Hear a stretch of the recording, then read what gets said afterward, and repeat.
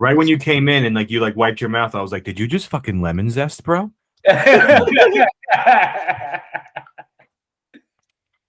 He's fucking Poland Springing it right now, right? Honest kids. You're not honest at all. Whoa. Yeah, that was completely uncalled for. For real, right? I think you're just having problems with somebody else in that area. Me, I'm always so honest. You know what I mean? John, you're projecting. You're projecting.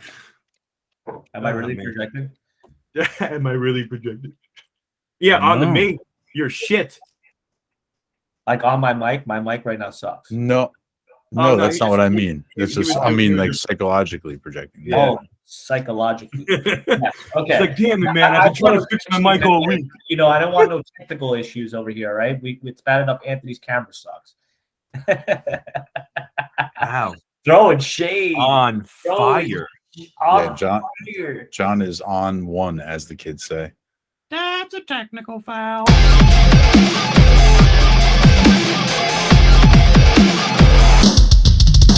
Week 13 in the Always Sunday Football Podcast. I am Dave, joined as I always am by Johnny. How you doing up there, buddy? Doing great, man. Got the tropical weather clothes on. Nice. Anthony, how about you, bro? Not tropical weather. But I'm all right. I'm hanging in there. So you're gonna get a lot of interjections from the game. And the reason for that is because we're taping during Thursday Night Football in an unprecedented move in lucky week 13. And the reason for that is because John got married. So now Anthony and I have to miss the game. That's why that is. Right or wrong, John? Married. No, it's actually grad school, unfortunately. But yeah. Okay. Grad school. With the wedding ring on. What school comes after grad school, John? Huh? What school comes after grad school? What's the next step after that? Your doctorate. Are you going to be a doctor of going to school? No, I am not going to be a doctor of going to motherfucking school. Actually, I do it as a living, so yeah. Oh my god, dude! If you ever become, I'm just going to forever call you Dr. Ortiz. That's it. He's going to be Dr. Student. Johnny, do you remember how you did last week on your bets? I don't. Can you please refresh the memory? I would love to refresh the memory. I would love to. You did pretty well, if I'm not mistaken. You had the Detroit Lions plus 10. That sound familiar to you? Yes, I did. You had the Minnesota Vikings minus 2.5. Yes, I did. And unfortunately, you had the under 45.5 in the Giants-Cowboys game. Under 45.5 in the Giants-Cowboys game was not correct. It was 48 points. Yeah, you were pretty close, but wrong. 2 out of 3, not bad. Not bad. I also was 2 out of 3. I was correct on the Jets covering a 4.5-point spread. They beat the shit out of the Bears. The Commanders covered 4 points against the Falcons, but the Titans did not win on the money line against the Bengals. That was close, but no cigar for me. Anthony, how'd you do? I got Detroit plus 10. I don't know if I know what I chose. I don't know what happened, to be honest with you. That was a winner. Right. The Dallas minus 9.5. That was the loser. Dallas minus 9.5 against the Giants. Was a loser, correct? Was it was a loser. They only won by 8.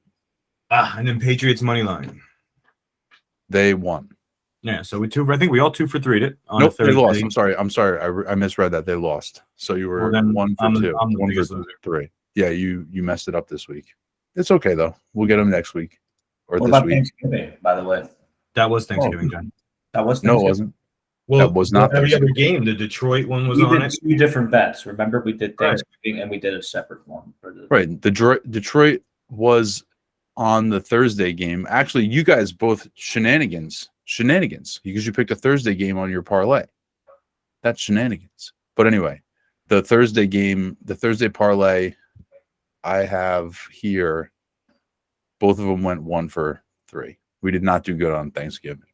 Anthony, did you do good on Thanksgiving? That was my Thanksgiving one.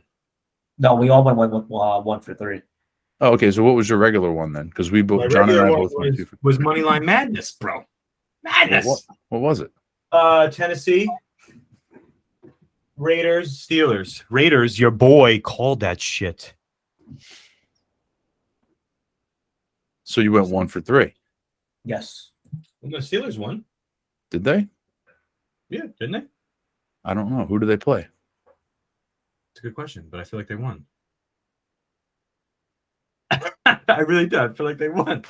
No, You feel like they won? I'm pretty sure. Pretty sure they won. Unless it was week 4. I'm pretty sure they won. Tennessee lost, right? And then the Raiders and the Steelers. I think the Raiders and the Steelers. But either way, it's like we still haven't fucking went 3 for 3 anybody. Maybe I won't do Moneyline Madness on the unlucky week 13, and I'll get it. Got it. Done. You got to keep going with the money madness. You can't You stop. both are telling me this, and that's why I'm not fucking hitting 3 in a row. I'm just gonna take 1 week off and hit the. Do what you feel. I say do what you feel. You were 2 for. Being your feelings. Listen, Moneyline Madness, calling 3 of them, kind of hard. Especially if you're not trying to get the ones that are minus 7,000. Right. You're picking ones that are plus money, so it's even more difficult. That's why it's madness. It's not just like a money line. that is why it's madness. That's what makes it madness. 1 o'clock. Commanders visiting New Jersey to face the Giants. The Giants are 2.5-point home dogs. 40-point over under. Anthony, how you feeling? I'm feeling okay. I mean, Commanders have been playing all right. Heineke coming out there, but I'm gonna take the Giants with the points and the over in this game. Johnny? Short and sweet. Yeah, I'm going to get the money line for the Giants this game. Ooh. I'm taking the money line this game. I think that the Giants are better coached. The defense has been slacking a little bit, but the Giants are just better coached. The talent's about the same. And the quarterback is really shaky for the Commanders, in my opinion. Like, it's a hit or miss. And I think that the Giants will come up with a defensive plan for Heineke to turn the ball over enough for the Giants to squeeze this one out. So let me go with Moneyline Madness. Giants, baby. I'll take the Commanders and lay the points, and I'll take the under. I think the Commanders are favored for a reason. Jets, Vikings. Jets are on the road. Vikings, 3-point favorites, 44.5-point line. Johnny. Yeah, I'm going to go with, again, the money line madness. I'm going to go with my Jets, Jets, baby. Let's go, baby. New York teams, money line. Give me it. Wow. Give me it. Anthony, give me your take. I love a good Moneyline Madness. I love it's New York. Nobody would have ever gambled that. But I'm gonna just I like the points. Give me the points with the Jets. And I like the over here. Your boy White is lighting it up out there, fam. Give me the over. I will take the under. Give me the Vikings, and I'll lay the 3. I just feel like you're doing this purposely against me. That's what I'm feeling now. Well, I just think that Mike White is bound to not have a huge game. Jaguars, Lions. This one could be fun. 51-point over under. Lions are at home. 1-point favorites. Jacksonville, Johnny. I'm going to go with the over on this game. I think a lot of points are going to be scored both bad defenses. So I'm going to go with the over, but give me Jacks with the points. Why not? Trevor Lawrence, baby. Oh, yeah. What about that conversation we had on the phone, John? Is that why? Spill it. Oh, spill the beans. Here comes the beans. John calls and he's like, opinion, as we all do, right? For quarterback, for him to start this week. So he's got Justin Fields, he's got Deshaun Watson, he's got Trevor Lawrence. So, I mean, I say, my opinion, this is just me here, guys. I say you stay away from Watson, let him get his first weekend, let him show you the goods, right? And then Fields, right? I don't know where he's at right now. I know it was hamstring, it was non-throwing shoulder, but my homeboy is a running back first. So I feel as if he has the higher ceiling for sure because he's been the number one guy, right, for the past month. But he gets hit 1 or 2 times and goes out. Now you're fucked. To me, I think the safe play is Trevor Lawrence going against the Lions, who can't stop you from scoring, but can keep fucking scoring. So I just think that Trevor Lawrence has a kind of the same week he had last week, where Fields could totally double that, but then he could also go down in the first quarter after 5 points. And you're taking the Jags. Me, no, I'm taking. Give me the Lions, bro. Give me them Lions. Laying that 1.5. Give me that. Because they're gonna give me that Lions. Those are some spicy king of the jungle motherfuckers out there. Excuse me. Over under. I'll take the over here. And where were you, John, in this game? I'm going Jags with the points. And he went over, I believe, as well. I mean, I feel like we're rooting for the over more than whatever, but Detroit's shooting up 30 points a game sometimes, so why not? Yeah, no, I think I'll stick with the over with you guys as well, and I will take Jaguars, and I will take that extra, that little +1, and go with the Jaguars. But yeah, this could be a fun game for sure. And John, for the record, right now has Justin Fields in his starting lineup as his quarterback. So Anthony, you rank it Lawrence, Fields, Watson, Johnny. I said the safer play is right. So safer play is Trevor Lawrence, in my opinion, as a banged up Justin Fields. Right, he can go in there and score you 40 points this week. You're going to be pissed. Right. But so the safer play would probably be, all things considered on paper, would definitely be, and I think it would be easy for a lot of people to agree that it's Trevor Lawrence. But rank those 3 quarterbacks in terms of who you would start this week. 1, 2, 3. Trevor Lawrence, Fields, Watson. John? Fields, Lawrence, Watson. You don't want to miss out on that big game, and the reason why is what? Because you want that you want that blow up potential, the ceiling potential in your lineup. And also another thing too, I'm playing against Josh Allen this week. I mean, that's why I'm paying attention to this game right now, because I need the guy to blow up. All right, so John, if Josh Allen scores under 25 to 30 points, do you start Fields or do you start Lawrence? Fields. Fields has been way too valuable lately. Like, I feel like if he has his legs underneath him, that's why he was at full practice, meaning he's got his legs underneath him. It's his non-throwing shoulder. If he could throw 20 passes or 25 passes and complete some and maybe get a touchdown throw and rush over 100 yards and get a rushing touchdown, give me Justin Fields all day, every day. Yeah, well, with those yards, John, there's a lot of attempts, and every attempt is a shot at that body, kid. I think that expecting your quarterback to rush for 100, whether it's Fields or anybody, is a little unrealistic. But it's nice to be able to have the potential. For sure. Well, I mean, not that many weeks, but whatever the case may be, he's a danger to score. He's a danger to score. So with that being said, Bears are at home. They're getting 3.5 points from the visiting Packers with a 44.5 point over under. John, where do you stand on the game? Yeah, I'm going to lay the points with Chicago this game, but I'm going to go with the under this game. That's how I'm feeling about this matchup. I think that both of these teams are struggling. We don't know what Justin Fields is going to be. Aaron Rodgers has been kind of up and down, but these teams' offenses have kind of sparked up a little bit, but both defenses are really, really shaky. So, is Aaron Rodgers going to play, though?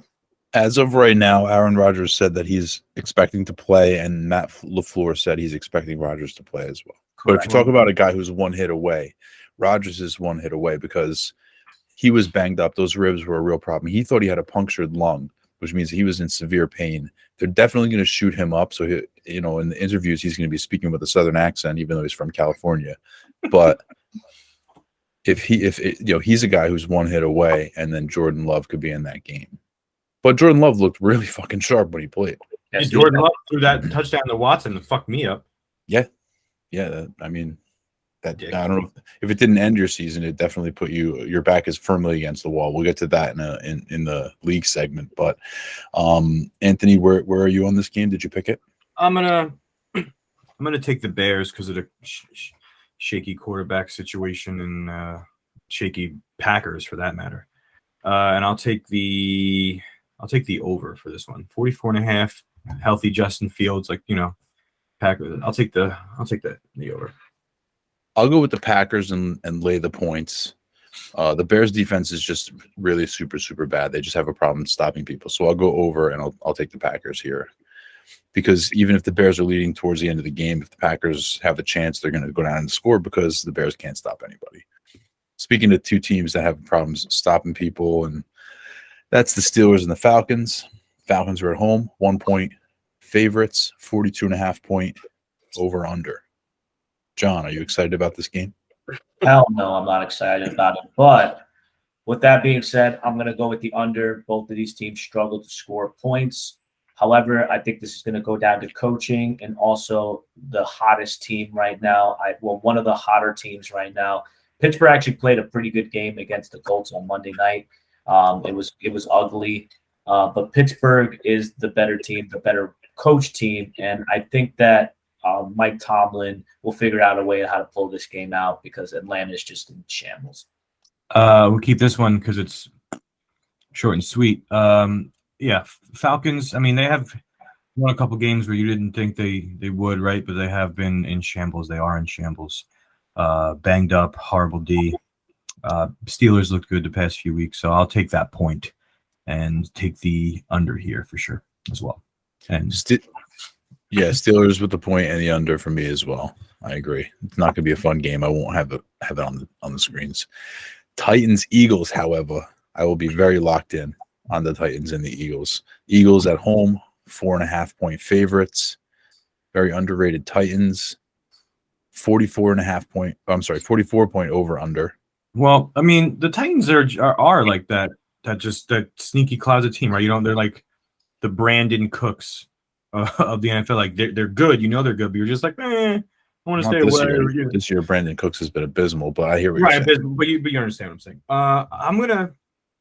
I don't know if it's because I just want the Eagles to fucking burn, but you got to stop that train, right? The Henry train. The Eagles defense is good, but I'll take those 4.5 points the Titans are getting, and then I'll go with the over 44.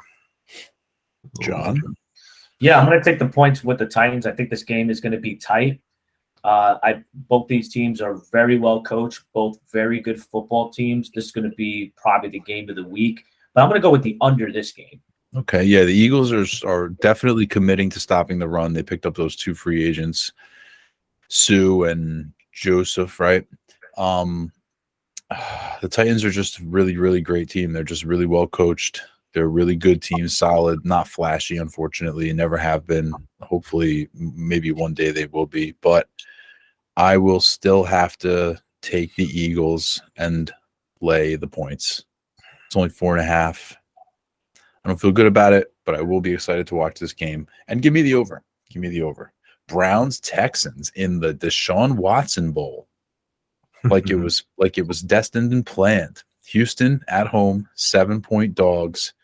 Cleveland getting Deshaun Watson back for the first game. He will start 47.5 point over under. Johnny, your boy.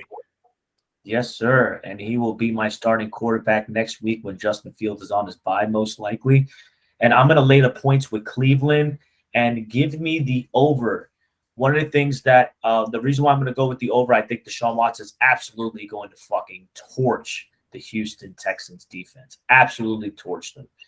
But I've noticed that the Houston Texans, late in games after getting blown out in the first half, they do start scoring some points in garbage time. For some odd reason, they'll score a touchdown in the third quarter. They'll score a touchdown and get about 2 field goals or so. So I think that this is going to be a blowout and that Houston at the end makes it an over. Fair enough. The reason is because the other team is often playing their backups in the entire second half. Anthony? Yes, I'm going to take the Browns laying the 7. I'm going to take the under here because I don't think, as much as we want it to be that controversial TV show thing, right? It's the guy playing against his old team, blah, blah, blah, blah. I think Nick Chubb is just going to run all over this, and the clock, winds it down, and it's an under game. That's where I'm going. Yeah, I'm going to take the under. I'll lay the points with the Browns as well. I agree with you. It's not going to be a passing game. It's going to be a running game. The Texans statistically are one of the best teams against the pass for fantasy quarterbacks because not because they play defense well. It's because teams don't throw the ball. They just run, and the Browns love to run the ball anyway. And so, yeah, I think Chubb could be 150-2 in this game, just easy. They're going to want to ease. Watson's been out of the league for 2 years. I don't think he comes back and just smashes right away. Not the game to play, though, for him. It'll be a nice way to ease in, for sure, because it's not going to be a hard battle. It'll be like a legitimate preseason game. The Broncos and the Ravens, 1 o'clock. Ravens, 8.5-point favorites at home, 39-point over-under. John, do the Broncos have any kind of chance in this one? No, they don't at all. This team is in. This is probably the most broken team in fucking football right now. I mean, it's that bad right now. However, I'm in. So I'm going to lay the points with Baltimore, but I'm going to go with the under because the Broncos' defense is the strength of this team, and the Baltimore Ravens have been struggling offensively. This is if they want to make a statement, Baltimore, they need to score some points. And they need to do it fast. And Lamar Jackson really needs to show out this game. But give me the points with the Ravens, but I'm going to go with the under because both offenses have been struggling. I'm going to agree with John. Anthony? I'm going to somewhat agree. I agree with the under. Denver's defense, bomb.com. But I'm going to take those points that Denver's getting, 8.5. I think that defense is that good that they keep it within 8.5. Nice. That's fair. Yeah, the Ravens have found a way to let up some backdoor covers this season, so it's completely realistic and reasonable. Halftime, Bills 17, Patriots 7. Just throwing that in there. Thank you very much for the update. As we move to the 4 o'clock games, Seahawks visiting the Rams. The Rams are 7-point home underdogs with a 41-point over-under. Do the Rams, Anthony, have any shot in this one? Absolutely not, sir. They have 0 shot. Everybody's dying on that team. The Seahawks coming off a bad loss last week, upset chosen by your boy, but they had a bad week, and they're going to come around and just wipe the floor with the Rams. I think this will. I'm going to take the Seahawks laying the points. Excuse me. And then I'm going to go with the over. I think 41 is a little low, where the Seahawks is just going to score a bunch, and the Rams are going to be able to throw a couple points on the board. I'll take Seahawks laying the points and the under. John, what about you? Yeah, I'm going to go the same with you. I'll go with the Seahawks and the under in this one. Nice. This might be, now you talked about Titans, Eagles. That's definitely the game of the early slate. The game of the well, actually, listen to these next 2 games. My goodness. Yeah, they're both good. Dolphins visiting Niners. Okay, the Niners are 4-point home favorites with a 46.5-point over under. Dolphins, Niners. This game is going to be awesome to watch. I agree. This is a very good game. The Dolphins can score, right? They have the best duo in wide receivers in the league. Both of them are top 10, I believe, still right now. Hell yeah. And I'm going to take that. I'm going to take those 4 points that the Dolphins are given, and I'm going to go with the over. Ooh, nice. Johnny? Yeah, I'm going to go take the points with San Fran. I think Miami's defense is not as good as the 49ers defense. No, it is not even close. And I think that they're going to do enough stops on Miami's defense. San Fran's defense is pretty good. It's one of the best defenses in football. They're just more of a complete team. So I'm going to lay the points with the 49ers, but I'm going to go with the under in this game. I think that this definitely goes under. Yeah, see, I think it's like if you take the Niners and lay the points, you go under. If you take the Dolphins, you go over. You know what I mean? Right. It's like, do the Dolphins. Dolphins offense has been completely unstoppable this season, but the 49ers defense is ridiculously good, and their offense is really, really good as well. I am going to take the over, but I will take the Niners and lay the points. Yes, I'll go opposite that, even though it's like the least likely scenario probably. Well, either one, I would say. Maybe the Dolphins winning by by not scoring. I don't know. I don't see that happening. But yeah, give me the Niners. But yeah, the game does go over because Jimmy G has like a good Jimmy G game, and the Niners put up a bunch of points. Chiefs, Bengals, another amazing game. Bengals are at home. They're 1.5 point home underdogs with a 52.5 point line. Biggest Johnny. one of the week. Yeah, rightly so. Johnny, what do you think?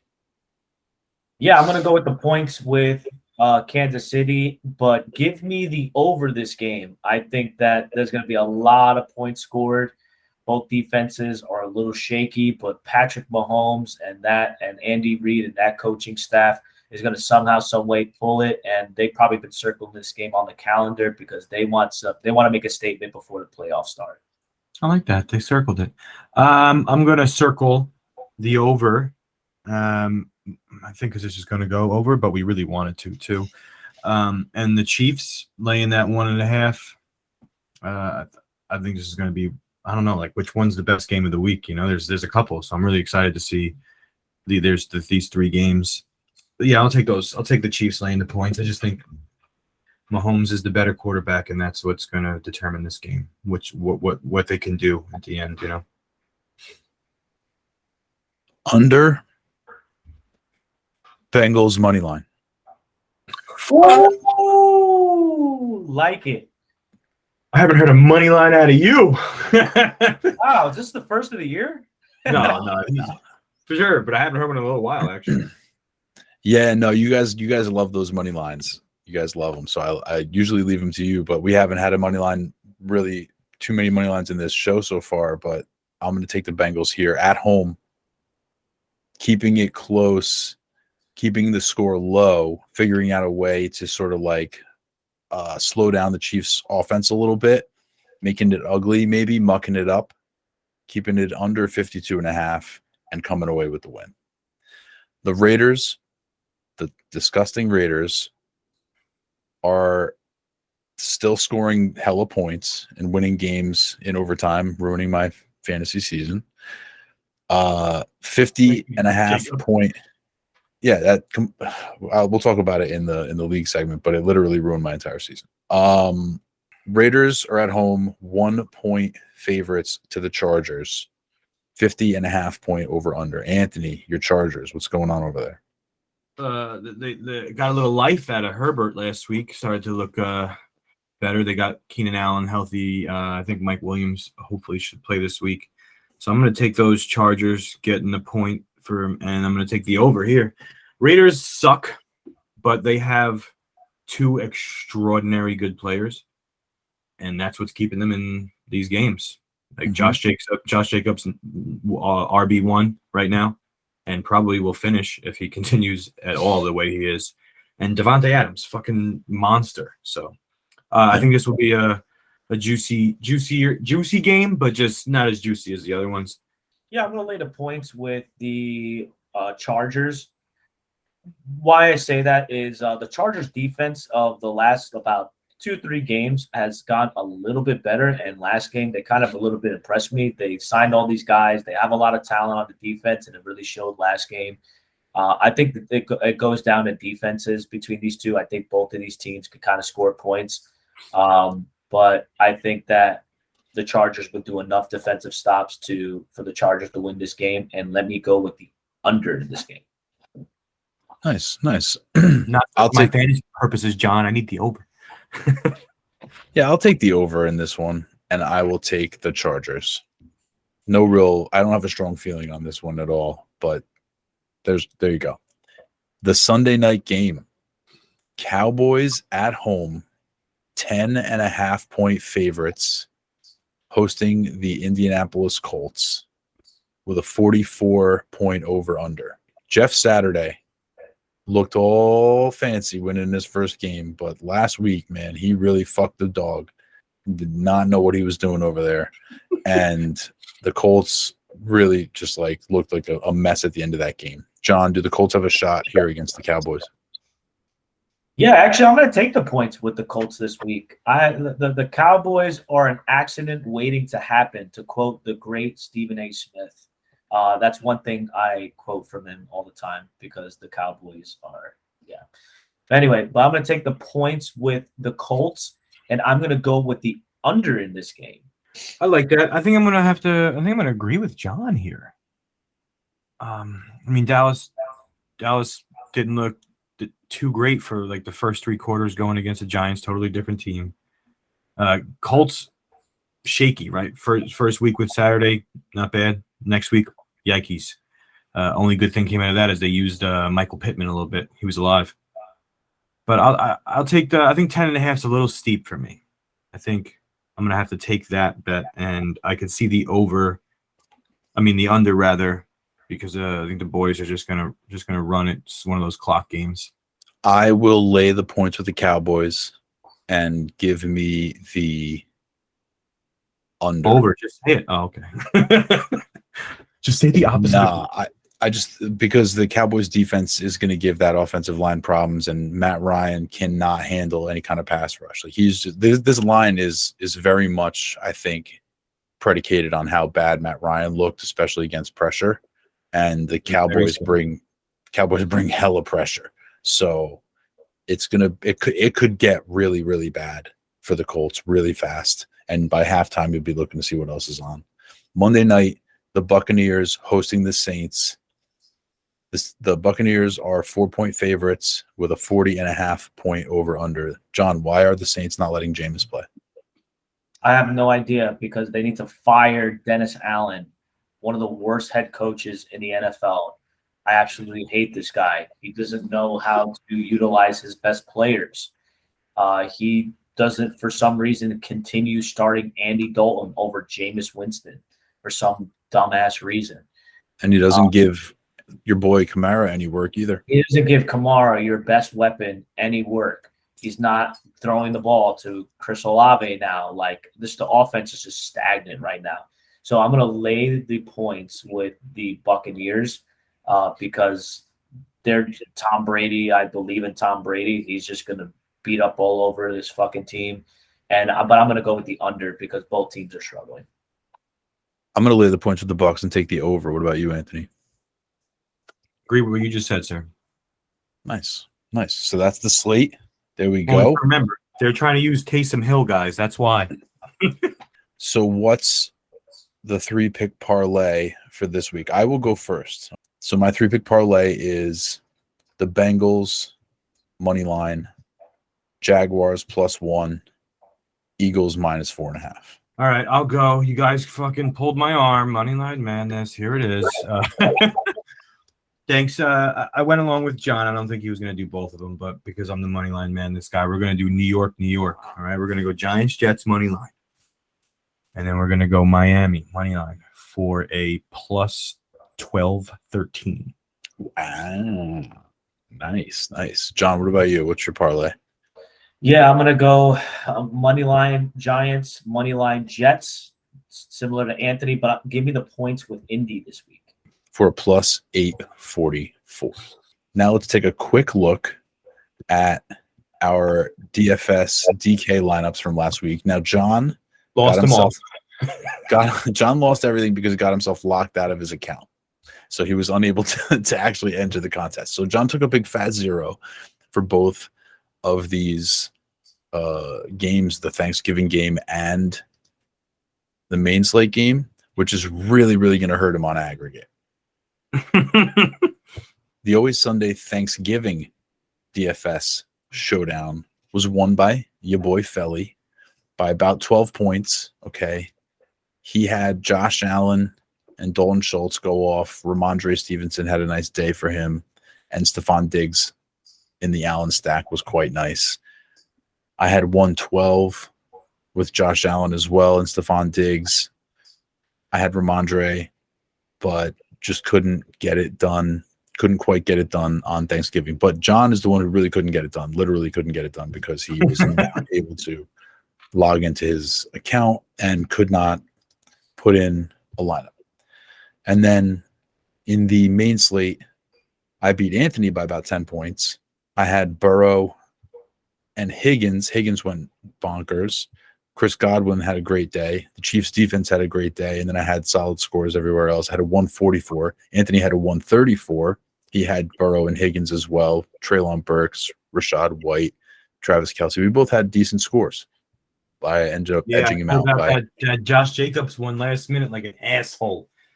Yeah, same. It was rough. It was I rough. had the Josh Jacobs Eckler situation, and then I was like, oh man, I kind of got to spread my money out a little bit, and then fucking idiot.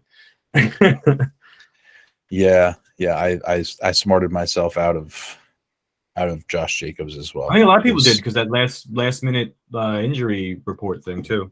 Yeah, that was a factor for sure. No question about it. Taking a look back at week 12 in the Always Sunday Fantasy Football League, we had ourselves some big scores. We had ourselves some low scores, and the playoff picture is becoming a little more clear. Okay, the top teams are separating from the bottom teams. PBJ was actually able to clinch a playoff spot, didn't clinch the division, but did get a little asterisk, which makes you feel a whole lot better when you look at the standings on Tuesday morning. Another thing that we noticed on Tuesday morning when we looked at the standings was that the Yahoo site is not correctly ordering the teams. So the Golden Showers, while they look like they're in second place in the Baldwin division, are actually in first place because they have more points with a tied record. Yeah, I'm going to go with my hero is the Golden Showers, racking up 187 points, 187.4 against the Sweep the Leg. Now, this was the matchup of the week. I mean, he absolutely went bonkers. It literally went down to that Travis Etienne got hurt and never went back into the game. I would say that that's probably the biggest factor of what happened in that game. But the Golden Showers put up a big stack. I mean, he had Josh Jacobs go absolutely bonkers with 56.3 points. And when you got a guy that's scoring over 50 points, it's really hard to beat him. And Dave put up a really big fight. Sweep the Leg did a great job and putting his lineup in, but just got some bad luck. And for the first time this year, the Golden Showers is sitting at top of the Baldwin division. For that, he is my hero of the week. Yeah, it was a historic performance. Josh Jacobs was only the 11th player in NFL history to put up 300 plus all-purpose yards or scrimmage yards, and that, like you said, 56 points. The rest of his team basically did get outscored, and you're right. I had Etienne go down and not score, and then McCaffrey was injured and basically didn't play, and that really was like that really hurt me badly. Paris Campbell didn't do me any favors, but at that point it didn't really matter because it sucks for injuries to play such a big factor in this matchup because my team did come to play. It wasn't like I got smoked. It was just unfortunate, but you live and you learn and you go on. And the other thing that makes it interesting is how the standings shake out now, in that the Baldwin division cannot be won before the final week of the season. There's no way that it can be clinched until all of the games in the regular season are played. We'll get to that in a little bit. Anthony, who was your hero? My hero was, which I don't know where he is right now. It was your boy PBJ. PBJ with a divisional matchup with one of the tying teams coming at John's legs for that first spot in the division. Wasn't a crazy game. He didn't win by a lot, but he won. That's all that matters. He ended up the huge coaching thing, right? You have your boy Justin Fields go down, so he slides in. Trevor Lawrence has a 28-point day. That's huge. Because a lot of his other people, he only had Trevor Lawrence and his streaming defense of Miami to score over 20 points. So this was a rough week for John's team. He had 3 people score under 10, but with that Miami pick and the Trevor Lawrence pickup, it secured his win for the week, and for that, he is my hero. Good win, Johnny, and like we said, that clinches you a playoff spot, so you can take a deep breath and move on to the next week. My hero last week is another team that could take a deep breath and move on to the next week, and that's the Gotham Rogues, the second highest scoring team in the league, 179, smoked Tyler Fight Club. ending Toddler Fight Club season officially. They got the eighth loss. It's over. But the Gotham Rogues, straight across the board, everybody kind of played really, really well. The defense was the lowest scoring lowest scoring player with 8 points. Everybody else was really solid scores. Like I said, almost 180. Now the Rogues move into 4th place in the league and 2nd place in the J Chuck division with a couple games left to play. So they are very much still in the conversation, and they are the reason why PBJ has not yet clinched, because the Rogues just won't go away. And for that, the Rogues are my hero. Hey, Dave. Yeah? Who's your GOAT, buddy? My GOAT? My GOAT was the team that played against Johnny Ortiz, another team that was trying to keep their season alive, trying to keep themselves in a position where they could make the playoffs, and now it does not look good for the Drunken Bums. They can only put together 118 points. As you mentioned, John's team had a rough week. I mean, 133 is not a bad score. It's a good score. It's a fine score. But it's also not going to be insurmountable. But the Drunken Bums just really can't get it together. They fall to 6-6. Most of their players scored in single digits. And they were in first place for a couple weeks this season, and we talked about it early on how there was nonsense and they were just going to completely fall apart. Well, it's not officially over for the Drunken Bums. They're still alive to make a playoff spot depending on what happens in the last 2 weeks, but they need to essentially win out. However, this was a pivotal game for them where they could be in the playoff conversation, but they lost and they're now on the outside looking in. And for that, the Drunken Bums, my GOAT. Anthony, who's your GOAT? I like that it went from your GOAT to my GOAT, because my GOAT was another person who was ahead of leading in their division, and was the other person we were saying is part of the exposed, right? Uh-oh. And that, my sir, is 11 Amateurs Pro. Okay. 11 Amateurs 1 Pro. Excuse me if I want to say it properly. Put up a 128.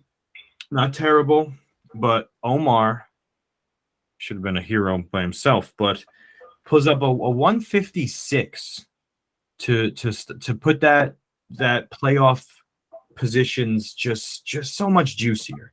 Going to come down to the last week. So first of all, thank you, Omar. But 11 Amateurs 1 Pro had a like I said, decent scoring team. Justin Jefferson, Patrick Mahomes going over 20, but then everybody else just kind of mediocre day. Nothing crazy in a week where he needed that dub. He needed that dub. Didn't get that dub. And for that, he's my GOAT again. Sad. Another one falls to 6-6. Now he's in 5th in the league, so he's still in the playoff picture, but not in a solid position by any means with 2 games left to play. John, do we talk about your very consecutive loss, guys? Yeah, it's not looking good. And John, do we talk about your GOAT? No, my GOAT for this week is Team Blumpkin. He absolutely got out of the Blumpkin because my man just straight mismanaged his team. Lost a very, very close matchup with the Moth, losing 116.02 to 15.02. So literally a point. And he had a big day from Josh Allen, like usual. Got a couple of in the team-ish area with Lockett, Foreman, and Kelsey. But the biggest glaring thing was that 0 from Alec Pearson. All right. He could have started Nico Collins. He could have started the wide receiver, the number 2 wide receiver, Michael Gallup, in that flex, and he would have won this week. This was a huge, huge, huge game. This, to me, is just straight mismanagement of your team. And for that, the Blumpkin is my GOAT for the week, for this week, and falls to 6-6, fighting for a playoff spot.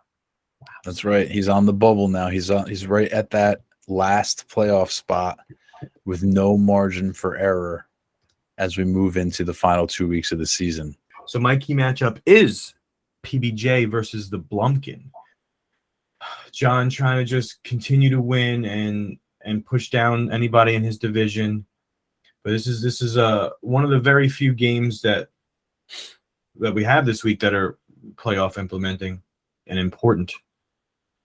But we have the Blumpkin, who's currently having Josh Allen, Gabe Davis stack on our current Thursday night game with 5 minutes left in the third quarter, and they have combined scored 24 points, which is actually looking pretty good for John if it stays this route, because that stack is going to win him or lose him.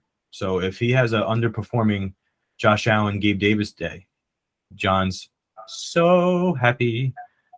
But this is my key matchup for the week. The first position, Johnny Ortiz versus the Blumpkin. My key matchup for this week is sweep the leg versus 11 amateurs and 1 pro. This is huge, huge, huge, huge in the ball-in division. Breakdown for this. If sweep the leg wins, he fights his chance to let's see if he can get back to first place and try to earn that week 1 bye in the playoffs. I think that sweep the leg is definitely there. Also, 11 amateurs. He's like kind of crawling to the finish line with this 6-6 record. And Sizzler right now, not looking too good, not looking too hot. But if the Sizzler can win and 11 amateurs lose, this has a lot of implications if the Sizzler can get it together. John, he asked you what your key matchup was. Stop talking about me. Let the man speak. He did his homework. So so this right here has really, really big playoff position right here. I think that sweep the leg is very, very favored in this game. 11 amateurs, 1 pro, not looking too hot right as of recently on a 3-game losing streak. Let's see if he could stop the bleeding. And for that, pretty much that's my key matchup. No, Dave, Nice. Dave, drain all the fucking blood out of him, okay? My key matchup for next week are 2 teams that both really, really need wins. And the best they can do is set their lineups. The Moth and the Gotham Rogues. Now, the Moth has the back is up against the wall, just like the Sizzler Johnny mentioned earlier. They're 5-7. Both 5-7 teams need to win out to have a shot at the playoffs, and they also need help. They need other teams to lose. But we have a bunch of 6-6 teams, so that's certainly possible. The Moth, if he loses, he's out. His season is over. The Gotham Rogues are trying to win so that they can keep pace and maintain playoff position, because if they lose and go to 7-6 and then the 6-6 teams win, now everything gets all muddled up. The points scored are not enough to keep these 7-5, 6-6 teams apart from each other. So they need to win games. They need their records to set them apart. The Moth needs to win to stay alive, to have any kind of hope. And he's been making roster moves, so he hasn't given up. And, he's a champion, multiple champion, so you can't count him out. The Rogues, they need a win. They've got a strong team. So this is a game that I'll be keeping my eye on for sure. So that's my key matchup for this week. Come on. Yeah, for sure. Yeah, Anthony needs everybody in front of him to lose every game. So now here's the scenarios as they stand. If the Sizzler loses or if the Moth lose, they're out of the playoffs. That's their scenario. So they need to just keep winning. They can't lose a game or they're out for the rest of the season. PBJ, if PBJ wins 1 more game, he clinches the J-Chuck division and a first-round bye. If PBJ wins and both sweep the leg and the Golden Showers lose this week, and which could happen because they're not playing each other, PBJ would clinch the #1 overall seed in the playoffs with the best record, because neither sweep the leg nor the Golden Showers would be able to get to 10 wins. That would completely fuck everything up, because that means that sweep the leg and the Golden Showers would not be able to meet in the finals. Those are the two. I mean, let's be real. But look at points scored. There's the Golden Showers and sweep the leg are about 56 points. They're 56.7 points apart from each other with 2 games left to play. 100 points behind them are the Gotham Rogues and 11 amateurs, 1 pro, and then Team Blumpkin. That's the next 3 teams. And then 100 points behind them is everyone else. Okay. So the 2 best teams in the league are Sweep the Leg and the Golden Showers. If Jonny Ortiz locks up the number 1 overall seed, the entire playoffs get thrown completely off because a team will play in the championship that does not belong there, which makes everything very interesting. Okay. And we could confidently say that with 2 weeks left to play, that if Jonny Ortiz somehow locks up the number 1 seed, which right now it seems pretty possible, because what has to happen is Sweep the Leg or the Golden Showers have to win out. If Sweep the Leg or the Golden Showers win out, they'll end up with 10 wins. And Jonny Ortiz must lose a game to not get the number 1 overall seed. So if Jonny wins out, he gets the number 1 overall seed. If he wins and both Sweep the Leg and the Golden Showers lose, he gets the number 1 seed. So if there's a lot of pressure on these teams right now, the Golden Showers and Sweep the Leg are playing for their number 1 overall seed, and they're playing for an easier path to the championship. So it's huge. It's very, very big. And then, of course, the 6-6 teams, the 11 amateurs, Team Blumpkin, the Drunken Bums, none of them are playing each other. So nobody who needs the other person to lose is playing against each other. So everyone can lose and everyone can win to make everything happen. So anything can happen. That's how we like it. That's exactly right. So I'll see you guys next week, where it's always Sunday.